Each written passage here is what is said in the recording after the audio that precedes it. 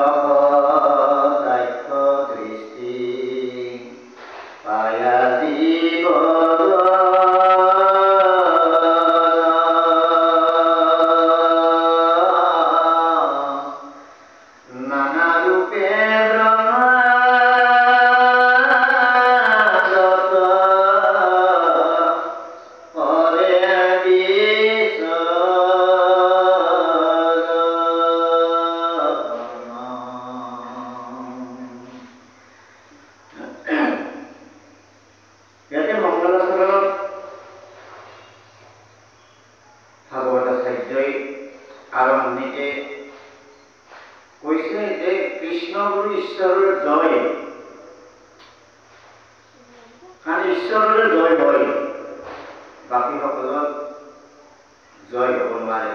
কাৰণ ঈশ্বৰ, ভগৱন্ত ঈশ্বৰ কৃষ্ণগুৰু হ'ল স্বতন্ত্ৰ পুৰুষ, আমি প্ৰত্যেকে হ'ল পৰতন্ত্ৰ। স্বতন্ত্ৰ পুৰুষৰে জয় হয়, ভগৱন্তৰে জয় হয়। তাৰপিছত সৃষ্টি স্থিতি প্ৰলয়ৰ গৰাকী তেওঁৱেই, গতি বিশ্ব ব্ৰহ্মাণ্ডখনৰ তেওঁৱেই সৃষ্টি কৰিছে। উৰণ উৰণ ৰজত ভ্ৰমণ চাৰিমুখী জীৱ চৰণতা পালনতা সংধাৰণ, তেওঁৰ সৃষ্টিতেই সমস্ত জগতখন আমি চাক্ষুষ দেখিবলৈ পাইছোঁ, সমস্ত জীৱ জন্তুক আমি দেখিবলৈ পাইছোঁ। গতিকে সেই জগতৰ ঈশ্বৰৰে জয়, বাকীবিলাকৰ জয় নহয়। গতিকে তেওঁৰ কৃপাৰ কথা, জগতৰ ঈশ্বৰৰ কৃপাৰ কথা কৃষ্ণ গুৰুৰূপত আহি কলিৰ শেষত কল্পিৰূপী জগতৰ ঈশ্বৰে যে আহি সমস্ত জীৱক আজি উদ্ধাৰ কৰি আছে, আজি চলাই আছে, আজি ভকতে বুজি পায়। উৰণ উৰণ গজৰ ধনত প্ৰত্যেকখিনি জীৱই আজি বিশ্ব ব্ৰহ্মাণ্ডখনত আজি চলা ফুৰা হৈ আছে। গছত পাত লৰিছে, বতাহত পাত লৰিছে, সূৰ্যই পোহৰ দিছে, চন্দ্ৰই পোহৰ দিছে, চৰাই চিৰিকটি ইফালৰ পৰা সিফালে উৰি গৈছে। গতিকে সমস্ত প্ৰকৃতিৰ জগতেই আজি নিয়ন্ত্ৰণ হৈ আছে জগতৰ ঈশ্বৰৰ কৃপাতে। কিন্তু অন্যই সেই কথাটো বুজি নাপায়, বাকীসকলে বুজি নাপায়। ভকতে বুজি পায়। যে ভকতে কি বুজি পায়? যে এইজন পৰম পুৰুষ পৰমেশ্বৰ, সৃষ্টি স্থিতি প্ৰলয়ৰ গৰাকী ভগৱন্ত ঈশ্বৰ কৃষ্ণগুৰু প্ৰভু স্বপ্ন নৰকনো ধৰি আমাৰ মাজত আজি ব্যাপক হৈ আছে, সমস্ত জীৱক ৰক্ষা কৰি আছে। এইজন পুৰুষেই স্বপ্ন নৰকনো ধৰি আমাৰ মাজত আছে। গতিকে এই নৰকনো ধৰি আছে কিয়? যে মনুষ্য ৰূপত থাকিলেহে জগতৰ ঈশ্বৰক চিনিব পাৰে, জগতৰ ঈশ্বৰৰ কৃপা লাভ কৰিব পাৰে, জগতৰ ঈশ্বৰৰ আনন্দটো লাভ কৰিব পাৰে। সেইকাৰণে কৈছে হৰি তোমাৰ মানৱ লীলা অতি চমৎকাৰ। তোমাৰ মানৱ ৰূপত থাকিলে প্ৰভু ঈশ্বৰৰ দৰ্শন হ'ব পাৰে। মানৱ ৰূপত থাকিলে বিভিন্ন ৰূপ আছে জগতৰ ঈশ্বৰ, মৎস্যকুৰ্ম নৰসিংহ বামন পৰশুৰাম, বিভিন্ন ৰূপ আছে। কিন্তু মনুষ্য ৰূপত আহি যিটো ভকতক কৃপা কৰাৰ কাৰণে জগতৰ ঈশ্বৰে যুগে যুগে আহি মনুষ্যক যিটো কৃপা কৰে, সেই কৃপাতেহে আচল আনন্দটো পায়, জগতৰ ঈশ্বৰৰ আনন্দ পায় লীলা কাৰ্য কৰি মনুষ্য ৰূপত। সেইকাৰণে চাৰি যুগতে মনুষ্য ৰূপতে আহিছে, সত্যটো আহিছে নাগৰ ৰূপত, সেই জগতৰ ঈশ্বৰে পৰম ব্ৰহ্মই সেই একেজন পুৰুষে যাত্ৰাত আহিছে ৰাম ৰূপত, দ্বাপৰত আহিছে শ্ৰীকৃষ্ণৰ ৰূপত, বসুদেৱ দৈৱকীৰ অষ্টপুত্ৰ ৰূপত, আৰু কলিৰ শেষত কল্পিৰূপী জগতৰ ঈশ্বৰ পূৰ্ববাক্য ৰক্ষা কৰি জগতৰ ঈশ্বৰে আহিছে কল্পিৰূপ ধৰি আমাৰ মাজত আহি সমস্ত জীৱক উদ্ধাৰ কৰাৰ কাৰণে সমস্তকে কৃপা কৰি আছে কৃষ্ণগুৰুৰ নাম দি পেলাই। আজি জগতৰ ঈশ্বৰক ভকতে বুজি পাইছে, এইজন এলাউলা পুৰুষ নহয়, এইজন জগতৰ ঈশ্বৰ স্বপ্ন নৰকনো ধৰি আমাৰ মাজত আছে, ব্যাপক হৈ আছে সমস্ত জীৱক উদ্ধাৰ কৰাৰ কাৰণে। স্বপ্ন নৰকনো ধৰি সমস্ত জীৱক উদ্ধাৰ কৰাৰ কাৰণে আহিছে। তেওঁৰ নিখুঁত ভাৱত, তেওঁৰ সত্য সনাতন ধামত ধৰ্মটো নিখুঁত ভাৱত পৰিচালিত কৰাৰ কাৰণে, ভক্তক উদ্ধাৰ কৰি দুষ্টক দমন কৰাৰ কাৰণে জগতৰ ঈশ্বৰ আহিছে স্বপ্ন নৰকনে। আৰু এই কথাটো ভকতে বুজি পায়, আমি বুজি পাই সেইকাৰণে কৈছে তুমি তোমাৰ কৃপাৰ কথা কেৱল নাজানো। ভকতে ভক্তি বোলে নহয়, ভকতে ভক্তি কৰোঁতে কৰোঁতে বুজি পাইছে, চিনি পাইছে। আজি জগতৰ ঈশ্বৰক চিনি পাইছে প্ৰতিজন ভকতে, যে ঈশ্বৰ এইজন মনুষ্য ৰূপত আছে যদিও মনুষ্য নহয়, তেওঁ জগতৰ ঈশ্বৰ পৰম পুৰুষ পৰমেশ্বৰ, সৃষ্টি স্থিতি প্ৰলয়ৰ গৰাকী। আৰু তেওঁৱেই হৈছে সত্য, তেওঁৱেই সনাতন পুৰুষ, তেওঁৱে সত্য, বাকী সমস্ত অসত্য। গতিকে সত্য ঈশ্বৰে সত্য, বাকী সমস্ত সত্য। তেওঁ সনাতন চিৰস্থায়ী, যিটো আছিল আছে আৰু থাকিব, সেইটো সনাতন পুৰুষ। তেওঁ আনন্দ দিব পাৰে, জগতৰ ঈশ্বৰে আনন্দ দিব পাৰে, ৰস দিব পাৰে। সমস্ত কৃপা কৰিব পাৰে। সৃষ্টি স্থিতি প্ৰলয়ৰ তেওঁ গৰাকী ভগৱন্ত ঈশ্বৰ, তেওঁ নিৰাকাৰ যদিও কাৰ্যৰ কাৰণে তেওঁ শাখা ৰূপ লয়। আজি শাখা ৰূপত জগতৰ ঈশ্বৰ আহিছে কাৰ্যৰ কাৰণে। সৎগুৰুসকল সদায় শাখা ৰূপতে আহে, আৰু সৎগুৰুক যদি আমি শাখা ৰূপত নাপাওঁ, শাখা ৰূপী সৎগুৰুৰ সান্নিধ্য যেতিয়ালৈকে নাপায়, তেতিয়ালৈকে আমাৰ জীৱৰ মায়াকৰণ নহয়, অন্ধকাৰত থাকিবলৈ নহয়, আচল কৃপাটো নাপায়। জীৱৰ মনৰ অজ্ঞানতা কৰ্মৰ জড়তাবিলাক নাশ নহয় যদি শাখাৰ গুৰুক নাপায়। শাখাৰ গুৰু এই ঈশ্বৰক চিনাকি কৰি দিয়ে, সৎ পথৰ সন্ধান দিয়ে, অজ্ঞানতাবিলাক নাইকিয়া কৰে। অজ্ঞানতাই হ'ল মায়া, আৰু মায়া দূৰ হ'লে আমি প্ৰত্যেকেই শুদ্ধ। মায়া দূৰ কৰি আমি অসত্য বস্তুক আঁতৰ কৰাই সত্য বস্তু যেতিয়া সন্ধান পাওঁ, সত্য বস্তু যে জগতৰ ঈশ্বৰে সত্য, তেওঁ ক'লে আমাক পাবলৈ একো নাই। আজি সত্য বস্তু আমি পাইছোঁ কৃষ্ণগুৰু ভকতসকলে জগতৰ ঈশ্বৰৰ গুৰু ৰূপত পাইছোঁ, শাখাৰ গুৰু ৰূপত পাইছোঁ, যিজনক ধ্যান ধাৰণা কৰি সহস্ৰ বছৰ ধ্যান ধাৰণা কৰি পোৱা নাছিল, এই জগতৰ ঈশ্বৰক আজি আমি হাতৰ মুঠিতে পাইছোঁ। তেওঁৰ পৰা কৰ্ণৰ দ্বাৰা নাম পাইছোঁ, তেওঁৰ হস্ত পদ্ম হস্ত পৰশ পাইছোঁ। জগতৰ ঈশ্বৰ কৃপা আমি প্ৰত্যেকেই পাইছোঁ।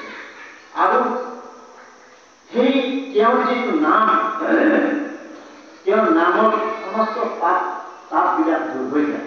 কৈছে তোমাৰ নামেহে মহাপ্ৰকৃত তাৰে, তোৰতো নামে অন্ধকাৰ, জগতৰ অন্ধকাৰ হয়, জগতৰ সমস্ত অন্ধকাৰবিলাক নাশ কৰে। আজি জগতৰ অন্ধকাৰ, জগতৰ সমস্ত বস্তুক আমি চিনিব পাৰিছোঁ। জগতৰ ঈশ্বৰে চলাই আছে পৃথিৱীখন। আমি আজি বাহ্যিক যিটো ৰ'দ দিছে, এইবিলাক আমি দেখিবলৈ পাইছোঁ। আজি বৰষুণ দিছে, গছৰ পাত পৰিছে, চৰাই চিৰিকটি উঠিছে, এইবিলাক জগতৰ সমস্ত জগতৰ ঈশ্বৰে বাহ্যিকত কৰিছে। আৰু ভিতৰৰ যিটো জগত, ভিতৰৰ জগতখন, ভিতৰত আমাৰ এখন জগত আছে, এই জগতখন হ'ল অন্ধকাৰ জগত। আৰু বাহ্যিকত গা পা ধুই ত্ৰিবস্ত্ৰ পিন্ধি আমি শুদ্ধ হ'লোঁ, ভিতৰৰ জগতখন আমি কেনেকৈ শুদ্ধ কৰিম? ভিতৰৰ যিটো কপটতা, মলিনতা, অপূয়া অকৃতি ভাৱ আমাৰ জাগ্ৰত হৈ আছে, ভিতৰত আছে, এইবিলাক আছে অপূয়া কপটতা ভাৱ, এই অন্ধকাৰবিলাক কেনেকৈ নাশ কৰিম? এই অন্ধকাৰবিলাক নাশ কৰিবলৈ হ'লে আমাক লাগিব জগতৰ ঈশ্বৰৰ এই নাম। তেওঁৰ নামে অন্ধকাৰবিলাক নাশ কৰি আছে। সেইকাৰণে বাহ্যিক জগত আৰু অন্ধকাৰ জগত দুখন জগত আছে। এই অন্ধকাৰ জগতৰ যিখন ভিতৰত আছে জগত, এই জগতখন আমি দেখা নাপাওঁ। গতিকে আমি নিজে জানো আমাৰ অন্তৰবিলাক কেনেকুৱা হৈ আছে, আমি শুদ্ধ হৈ আছোঁ, পবিত্ৰ হৈ আছোঁ নে আমাৰ মনত মলিনতা আছে, কপটতা আছে, অপূয়া অকৃতি ভাৱ আমাৰ মনত আছে। গতিকে সেই অপূয়া অকৃতি ভাৱবিলাক আমি দূৰ কৰিব লাগিব কাৰ দ্বাৰাই? নামৰ দ্বাৰাই। জগতৰ ঈশ্বৰ কৃষ্ণগুৰু প্ৰভু ঈশ্বৰে যিটো নাম দিছিল, সেই নাম যদি আমি জপ কৰোঁতে কি হ'ল? আমাৰ অন্তৰখন চাফা হৈ যাব, শুদ্ধ হ'ব, শুদ্ধ মনৰ গৰাকী হ'ব পাৰিম আমি প্ৰত্যেকে। আৰু অন্তৰ শুদ্ধ হোৱাৰ লগে লগে আমি পবিত্ৰতা ভাৱ আমাৰ যেতিয়া আহি যাব, আমি প্ৰতিজনকে আমি বিষ্ণুময় জ্ঞানেৰে আমি দেখিবলৈ সক্ষম হ'ম যে প্ৰতিজনৰ হৃদয়তে ঈশ্বৰ আছে। মোৰ হৃদয়ত যিটো ঈশ্বৰ আছে, সেইজন ঈশ্বৰে, জগতৰ ঈশ্বৰে প্ৰতিজন পুৰুষৰ, প্ৰতিটো জীৱৰ হৃদয়তে আত্মাৰ ওপৰত আছে। এই ভাৱটো আছে, আৰু এই ভাৱটো যেতিয়া হৃদয়ত উপস্থিত হ'ব, তেতিয়া প্ৰেম জাগৃত হ'ব। আৰু ঈশ্বৰ চিনি পোৱাৰ পিছত বাকীবিলাক আমি চিনিবলৈ বাকী নাপাওঁ। প্ৰেম জাগৃত হ'ব, অৰ্থাৎ প্ৰেমটো ক'ত জাগৃত হয়? প্ৰেমটো জাগৃত হয় গুৰু ঈশ্বৰৰ স্মৰণতে। গুৰুক ভক্তি কৰিলে ঈশ্বৰৰ হৃদয়ত প্ৰেম জাগৃত হয়। আৰু প্ৰেম জাগৃত যেতিয়া হয়, তেতিয়া আমি সমস্তকে বিষ্ণুময় জ্ঞানেৰে আমি চাবলৈ আমি সক্ষম হওঁ। গতিকে জগতৰ ঈশ্বৰৰ সেই নামৰ দ্বাৰাই আমাৰ সমস্ত বাহ্যিক জগত, অন্ধকাৰ জগত, গোটেইখিনি জগত আমাৰ পবিত্ৰ কৰে। আৰু কাৰ্য কাৰণ হেতু জগতৰ ঈশ্বৰে এই ধৰাধামত আহিছে, আৰু চৰাচৰ জগত তেওঁ নিয়ন্ত্ৰণ কৰি আছে গুৰুৰ ৰূপত। সত্যটো আছে, তেওঁ গুৰুৰ ৰূপত গোটেই বিশ্ব ব্ৰহ্মাণ্ড নিয়ন্ত্ৰণ কৰি আছে। ত্ৰেতাটো ৰাম ৰূপত আহি ভকত কল্পী জগতৰ ঈশ্বৰে গোটেই বিশ্ব ব্ৰহ্মাণ্ড আজি গুৰু ঈশ্বৰৰ কৃপাতেই চলি আছে। কিন্তু সাধাৰণ মনুষ্যই যিসকলে গুৰুৰ সান্নিধ্য পোৱা নাই, সেইখিনি জ্ঞানখিনি পোৱা নাই। আজি যি বতাহ বলিছে, জগতৰ ঈশ্বৰে বতাহ বন্ধ কৰি থব পাৰে। আজি কৃষ্ণ গুৰু ঈশ্বৰ, আজি গুৰু কৃষ্ণ প্ৰেমানন্দ প্ৰভুৰ এটা বাক্যৰ বতাহ বন্ধ কৰি থব। বৰষুণ নাইকিয়া হ'ব। আপোনালোকে মনত কৰিছেনে? আশ্ৰমত আমাৰ এই যিটো কৰ্মশালা আছিল, ভকতৰ কৰ্মশালা, এই কৰ্মশালাৰ সময়ত শেষৰ দিনাখন ভকতৰ এখন তাতে মিটিং হ'ব প্ৰভুৰ কৃপাতে, গুৰু কৃষ্ণ প্ৰেমানন্দ প্ৰভুৰ কৃপাতে। সন্মুখত যেতিয়া আমাৰ এই চালিখন দিছে যে প্ৰভুৰ কীৰ্তন ভ্ৰমণ, তেতিয়াই চালিখন নাছিলে এই বৰষুণ। সেই মিটিংখনৰ আগতে আমাৰ যিখন প্ৰভুৰ ধৰ্মালোচনী সভা হ'ব, সেই ধৰ্মালোচনী সভাখনত প্ৰভুৰ কৃপাত এই ওপৰৰ পৰা মেঘখিনি আহিছে, চাৰিওফালে মেঘবিলাক ঢাকি আহিছে। প্ৰভু ঈশ্বৰে কৈছে, গুৰু কৃষ্ণ প্ৰেমানন্দ প্ৰভু ঈশ্বৰে কৈছে, ৰবা বৰষুণ আহি পেলাই এতিয়া আহিলে কেনেকৈ হ'ব, ভকতবিলাক ক'ত থাকিব? প্ৰভু ঈশ্বৰে বাক্যটো অলপ পিছতে দুফালে সেই মেঘবিলাক ফালি ফেলিব। প্ৰভু কি কৰিব নোৱাৰে? আজি সাধাৰণ মনুষ্য বুলি আমি যিটো জ্ঞান কৰিছোঁ, সাধাৰণ মনুষ্য নহয়, জগতৰ ঈশ্বৰ সেই তেওঁ পৰমেশ্বৰ, তেওঁৰ বাক্যতে সমস্ত হয়। তেওঁ গুৰু ৰূপত আছে, কিন্তু সাধাৰণ যিবিলাকে গুৰুৰ সান্নিধ্য পোৱা নাই, এইসকলে কিন্তু ভাবি নাচায়। কিন্তু ভকতে বুজি পায় যে এইজনে সেই স্বয়ং নাৰায়ণ, তেওঁ এই পৰম গুৰু, সৃষ্টি স্থিতি প্ৰলয়ৰ গৰাকী এইজনে গুৰু ৰূপত স্বতম নৰতম ধৰি সমস্ত কৰ্মবিলাক আমাৰ মাজত আজি চলাই আছে। সেইকাৰণে কৈছে, চৰাচৰ জগতৰ তুমিহে নিয়ন্তা, গুৰু ৰূপে জগতক তুমিহে মহন্ত, তুমি গুৰু ৰূপত থাকি তুমি পালন কৰি আছা। অবিধিৰ বিধাতা তুমি, মায়াৰ স্ৰজন্তা, অ দুৰ্জন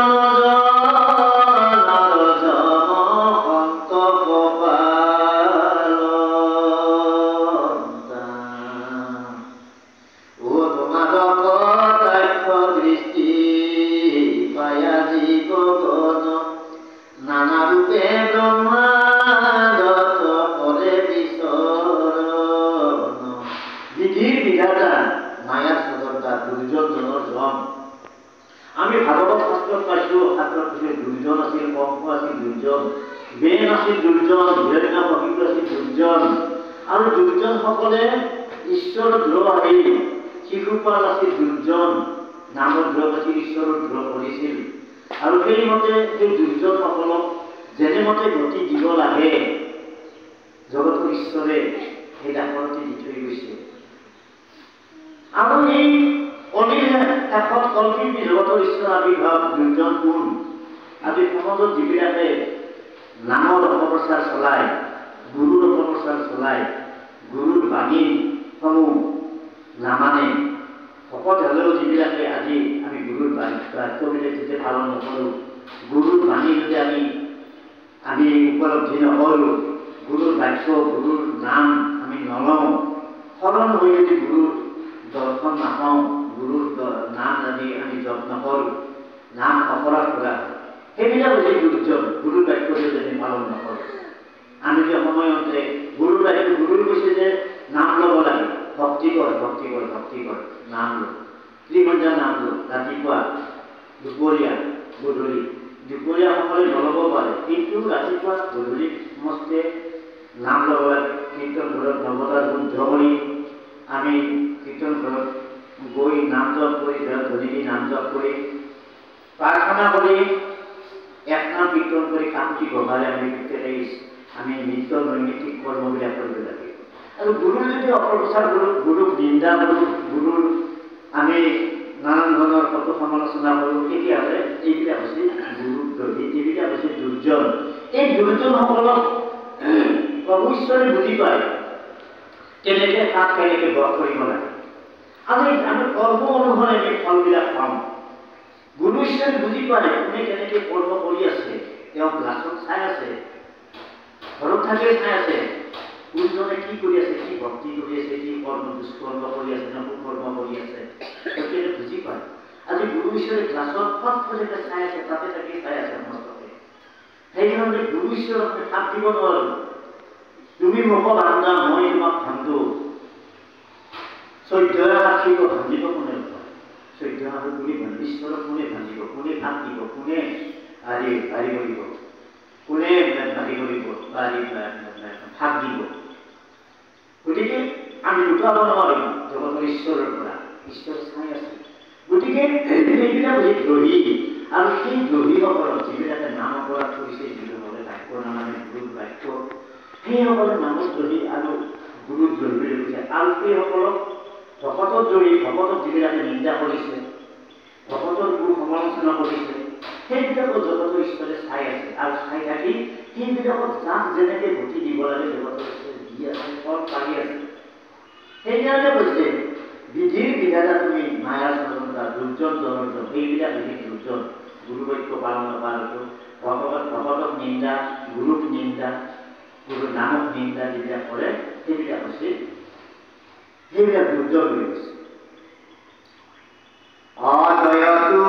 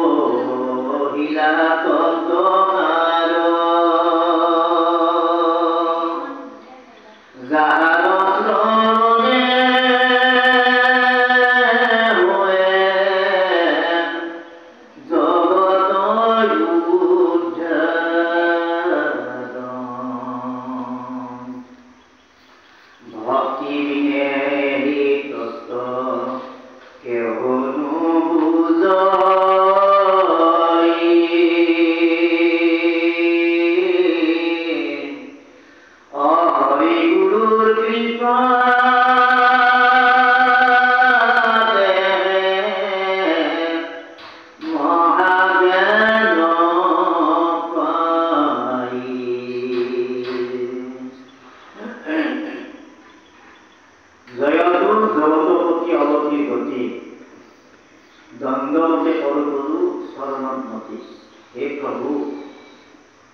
জগতৰ প্ৰতি তুমি অগতি কৰি অগতি জগত তুমি গতি পথ দিয়া, বিপথে পৰিচালিত হোৱাজনক তুমি সুপথত নিয়া প্ৰভু জগতৰ ঈশ্বৰ। তুমি সমস্তকে পৰিচালিত কৰা তুমিয়ে, তোমাৰ সাধনত দণ্ডৱতে সেৱা জনাইছো প্ৰভু। তোমাৰ অমৃত বাণী শ্ৰীমদ ভাগৱত, এই ভাগৱত তোমাৰ অমৃত বাণী, তোমাৰ শ্ৰীমুখে বেকত হৈছে অমৃত বাণী। আদি সত্য জগতে তুমি বৈষ্ণৱক কৈছিলা, সত্য জগতে কাক কৈছিল? বৈষ্ণৱক, ব্ৰহ্মাক কৈছিল। জগতৰ ঈশ্বৰ যেতিয়া এই ধৰাত আছিল অকলে, তেতিয়া তেওঁ সৃষ্টি কৰিবৰ মনেৰে সৃষ্টি কৰিলে বিশ্ব ব্ৰহ্মাণ্ডখন। যেতিয়া তেওঁ সৃষ্টি কৰাৰ ইচ্ছা হ'ল, লয় কৰাৰ ইচ্ছা থাকিলে লয় কৰে, আৰু সৃষ্টি কৰাৰ ইচ্ছা থাকিলে তেওঁ সৃষ্টি কৰে। আৰু সৃষ্টি কৰাৰ পিছত প্ৰথম জীৱ ব্ৰহ্মাক সৃষ্টি কৰিলে, আৰু ব্ৰহ্মাক সৃষ্টি কৰি ব্ৰহ্মাই ভাবিলে মোক কোনে আনিলে ইয়াতে, মোক কোনে সৃষ্টি কৰি মোক ক'ৰ পৰা আনিলে? তেতিয়া ব্ৰহ্মাই চিন্তা কৰি কাকো দেখা নাপায়, আকৌ পদুমৰ নদীৰে তলত গ'লে আৰু চালে তুমি ক'ত আছে কি তাক দেখা পাম, অনুসন্ধান কৰিলে কাকো দেখা নাপায়। এটা তিনিবাৰ শব্দ শুনিলে, তিনিটা শব্দ টপ টপ টপ। এই টপ টপ টপ তিনিটা শব্দ শুনাৰ পিছত দীৰ্ঘ 1000 বছৰ ব্ৰহ্মাই তপস্যা কৰে। এই তপস্যা কৰোঁতে ব্ৰহ্মা জগতৰ ঈশ্বৰে তপস্যা কৰাৰ পিছত দেখা দিলে আৰু দেখা দি কৈছে যে তোমাক মুক্তিৰ কৰণৰ হেতু তোমাক এই ভাগৱত মই দিলোঁ, ইয়াক শ্ৰৱণ কৰি তুমি কৰি যাব পাৰা আৰু তোমাৰ পিছৰ স্বামীও এই শ্ৰীমদ ভাগৱত শ্ৰৱণ কীৰ্তন কৰি সমস্ত জীৱই উদ্ধাৰ হয়। ব্ৰহ্মা কৈছিলে, হে ব্ৰহ্মা, মোৰ চতুশ্লোক এই ভাগৱত, এই ভাগৱতে মোক ভক্তি কৰাৰ কথাই কৈছে। মোক ভক্তি কৰিলে ভাগৱত পঢ়া মানে, ভাগৱত কীৰ্তন কৰা মানে, ভাগৱত শ্ৰৱণ কৰা মানে মোৰ প্ৰতি ভক্তি। গতিকে ভাগৱতত মোক ভক্তি কৰাৰ কথাই কৈছে। গতিকে এই ব্ৰহ্মা তোমাক মই ভাগৱত দিলোঁ, কিন্তু দিলোঁ যদিও তোমাক ভক্তি নাথাকিলে এই ভাগৱত তত্ত্বৰ আকৌ বুজি নাপায়। হৰিগুৰুৰ কৃপাতেহে মহাজ্ঞান পায়। হৰিয়ে গুৰুৰূপত আহি যিটো জ্ঞান দিব, সেই হৰিগুৰুৰ কৃপাতে ভাগৱত তত্ত্বৰ মৰ্ম বুজিবলৈ সক্ষম হ'ব পাৰে। হৰিগুৰুৰ কৃপা নাথাকিলে ভাগৱতৰ তত্ত্ব মৰ্ম আকৌ বুজিব নোৱাৰে। সেইকাৰণে কৈছে, ভক্তি বিনে এই তত্ত্বকে নুবুজয়, হৰিগুৰুৰ কৃপাতেহে মহাজ্ঞান পায়। হৰিয়ে গুৰুৰূপত আহি, হৰিয়ে গুৰুৰূপত আহি, আজি হৰি গুৰুৰূপত আহিছে। আজি হৰিয়ে গুৰুৰূপত আহি ভাগৱত আজি ভকতৰ ওচৰত উঠাই দিছে, তুলি দিছে যে এই ভাগৱত দিলোঁ তোমালোকক, সাৰ সমস্ত সাৰ মঠি মঠি এই তত্ত্ব ভাগৱত সাৰ তোমালোকক উঠাই দিছোঁ। ইয়াক শ্ৰৱণ কৰা, ইয়াক কীৰ্তন কৰা। এই কীৰ্তন কৰিলে তোমালোকে সমস্ত কৃপা পায়। ভকতৰ সংগত, সাধুৰ সংগত এই শ্ৰৱণ কীৰ্তন কৰা ভাগৱত। সেইকাৰণে আমি প্ৰত্যেকেই ভাগৱত আমি শ্ৰৱণ কৰিব লাগে, ভাগৱত কীৰ্তন কৰিব লাগে। ভাগৱতত কি থাকে? ঈশ্বৰ গুণানুকীৰ্তন থাকে। কৃষ্ণক ঈশ্বৰৰ গুণকীৰ্তন ভাগৱতত আছে। সেইকাৰণে ভাগৱতত বেলেগ বস্তু নাই। নিগমৰ কল্পতটো সেইকাৰণে কৈছে, এই ভাগৱত শ্ৰৱণ কৰিলে সেই যেনেকে এই মৃত্যুৰ সময়ত পৰীক্ষিতে ভাগৱত শ্ৰৱণ কৰিয়ে ৰক্ষা পাইছিল। শতাংগ ৰিপতে দুইজনতে আজি ৰক্ষা পাইছিল ভাগৱত শ্ৰৱণ কৰিয়ে। গতিকে সমস্ত জীৱই ভাগৱতৰ অমৃতময় ৰস, ভগৱন্তৰ ঈশ্বৰ কৃষ্ণগুৰুৰ অমৃতময় চৰিত্ৰৰ কথা এই কীৰ্তন শ্ৰৱণ কীৰ্তন কৰিয়ে সমস্ত মুক্তি পাব পাৰে। গতিকে সেইকাৰণে হৰিগুৰু, হৰিয়ে গুৰুৰ ৰূপত আহে যুগে যুগে। সেইকাৰণে যুগে যুগে আহি হৰিয়ে কৃপা কৰে সমস্ত জীৱক। অজ্ঞানী ভাৱে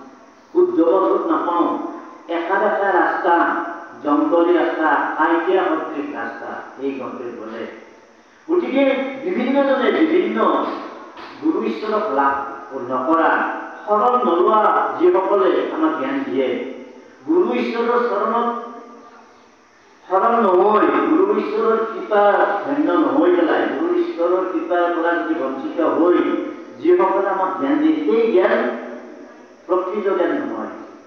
আজি ধৰক এটা উদাহৰণ দিছোঁ। সৰস্বতী পূজা কৰিবলৈ গৈছিল আমাক স্কুলত শিক্ষকসকলে, যে সৰস্বতী যুগ যদি আমি কান্দি কান্দি ঠাকুৰি কান্দি কান্দি সেৱা জনাওঁ, যে সৰস্বতী মাই মোক সেইটো অংকটো বুজাই দিয়া, এই নজনা ইংলিছৰ গ্ৰামাৰটো বুজাই দিয়া, সৰস্বতী মাই বুজাই দিবনে? নিদিয়ে। কাৰণ জড়বস্তুক আমি যিমানেই কাকুতিক উন্নতি নকৰোঁ, সেইটো নিদিয়ে। ঠিক তেনেকৈ যদি চৈতন্য ৰূপী শিক্ষকজনক আমি কওঁ, তাৰ এই অংকটো মোক বুজাই দিব লাগে, এই গ্ৰামাৰটো মোক বুজাই দিব লাগে, তেতিয়া সেই শিক্ষকজনে বুজাই দিয়ে। জৈত শিক্ষকজনে নিদিয়ে। গতিকে চৈতন্য যাৰ অন্তৰত আছে, যিজনৰ চৈতন্য ৰূপী গ্ৰন্থ ঈশ্বৰ য'ত আছে, এইজনৰ শ্ৰীমুখে যদি জ্ঞান দিয়ে, এইজনে হয়। কিন্তু বেশো আছিল, বেশে জ্ঞান দিছিল, কিন্তু বেশে এই জ্ঞানটো কাটিয়ে সদ্বিজ্ঞান। গতিকে ঈশ্বৰৰ চৰণত শৰণবিহীন যিজনে জ্ঞান দিয়ে, এইজনৰ জ্ঞানটো অজ্ঞানীৰ জ্ঞান। এইজনৰ জ্ঞানটো আমি ল'ব নালাগে। বেশো সেই ঈশ্বৰক নোপোৱা সময়খিনিত কিন্তু সেই বেশো সেই অজ্ঞানীৰ জ্ঞানটো দিছে, বিফলতাৰ জ্ঞানটো দিছে। আৰু সেইকাৰণে বেশে নিজে সমস্ত বেদকে ভাষা প্ৰকাশা কৰি বেদৰ ভাগ কৰিছিল কাৰণে বেদক নাম পাইছিল। আৰু যেনেকৈ বিধি অনুসৰি সেই ধৰ্মটো পালন কৰাৰ কাৰণে তেওঁ উপদেশ দিছিল, নিজে তেওঁ পাগল হৈছিল এটা সময়ত আমাৰ ঘৰুৱা ভাষা। গতিকে পাগল হৈ জগতৰ ঈশ্বৰৰ সান্নিধ্যৰ পৰা, জগতৰ ঈশ্বৰৰ কৃপাৰ পৰা বঞ্চিত হৈ বেশে নানান ধৰণৰ যি উপদেশ দিছিল, সেই মনুষ্যসকল বিপথে পৰিচিত হৈছিল। আৰু জগতৰ ঈশ্বৰে নাৰদক পঠাইছিলে, আৰু নাৰদক কৈছিল যে সেই নাৰদ তুমি গৈ সেই বেশৰ যিটো মতিভ্ৰম সেইটো দূৰ কৰা, আৰু দূৰ কৰি আহি নাৰদ ৰূপত আহি নাৰদে বেশক সমস্ত জ্ঞান দিছিল।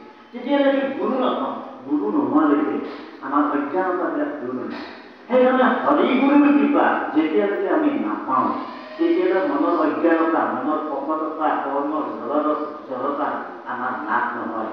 আমি শুদ্ধ পথত ঈশ্বৰক লাভ কৰিব নোৱাৰোঁ, সৎগুৰুৰ সান্নিধ্য নহয়। গতিকে হৰিগুৰুৱে হ'ল সৎগুৰু, হৰিগুৰুৱে হ'ল স্বপ্নৰূপী নৰতম ধৰি জগতৰ ঈশ্বৰ সৎগুৰু। স্বপ্ন নৰতমটোৱেই হ'ল সৎগুৰু, ঈশ্বৰৰ স্বপ্ন নৰতমটোৱেই হ'ল সৎগুৰু। আজি সৎগুৰু আহিছে স্বপ্ন নৰতম ধৰি, ভকতে বুজি পাইছে, আৰু ভকতে বুজি পাই তেওঁৰ চৰণত শৰণাপন্ন হৈ তেওঁ যে কাজ কৰি গৈছে, প্ৰভু তোমাক বাহিৰে জগতৰ তাত বেলেগ একো নাই, তোমাক পালোঁ মানে জগতত পাবলৈ আৰু বাকী একোৱেই নাই। তুমিয়ে জগতৰ সাৰ, তুমি সৃষ্টি স্থিতি কৰিবলৈ গৰাকী প্ৰভু, তুমিয়ে জগতৰ ঈশ্বৰ, গুৰু আজি প্ৰভু। ভকতে চিনি পাইছে।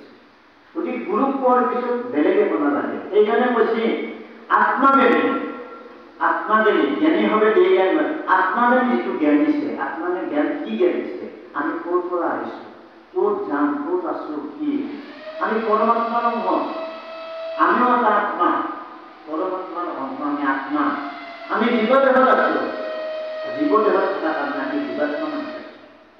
আমি জীৱাত্মাত থাকি জীৱাত্মা দেহত আছোঁ। আমি থাকি কি কৰিব লাগে, আমি ভক্তি কৰিব লাগে। সেই প্ৰভু পৰমাত্মা জগতৰ ঈশ্বৰ, আমি সেই পৰমাত্মা গুৰু পৰমাত্মা, গুৰু বুলি পৰমাত্মাক আমি চিন্তা কৰিব। হে প্ৰভু জগতৰ ঈশ্বৰ কৃষ্ণ গুৰু, হে প্ৰভু গুৰু কৃষ্ণ প্ৰেমানন্দ প্ৰভু, তুমি কৃপা কৰা, তোমাৰ যাতে নাম সদায় তোমাক কণ্ঠলগ্ন থাকে, তোমাক যাতে আমি শয়নে সপনে শেষ সন্ধিক্ষণলৈকে, আমি মৃত্যুৰ শেষ মুহূৰ্তলৈকে তোমাৰ নাম যাতে আমাৰ কণ্ঠলগ্ন হৈ থাকে, তোমাক যাতে আমি সদায় পাই থাকোঁ, তোমাৰ কৃপা যাতে পাই থাকিব পাৰোঁ, তুমি কৃপা কৰা।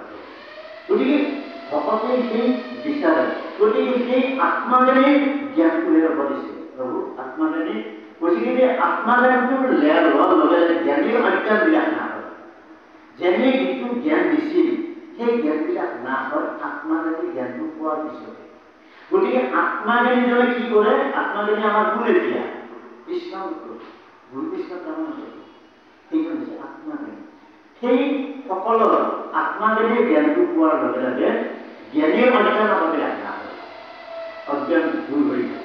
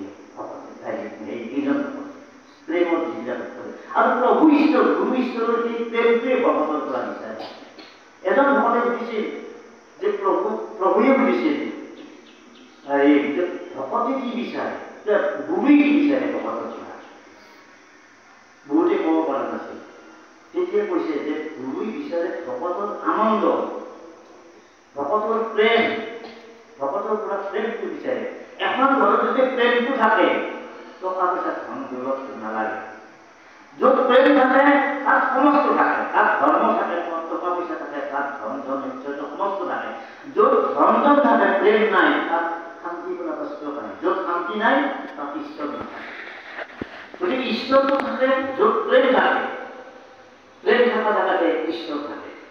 গতিকে সেই প্ৰেমটো জগতৰ ঈশ্বৰে বিচাৰে, আৰু সেইকাৰণে কৈছে গুৰুক যদি ঈশ্বৰ জ্ঞান কৰিব পাৰিছে তেতিয়াহ'লে প্ৰেমটো থাকে। সেইকাৰণে কৈছে বিশ্বাসে মিলয় ভক্তি প্ৰেমাশ্ৰু বহে, প্ৰেমটো তাত আনন্দটো তাত আহি যায়।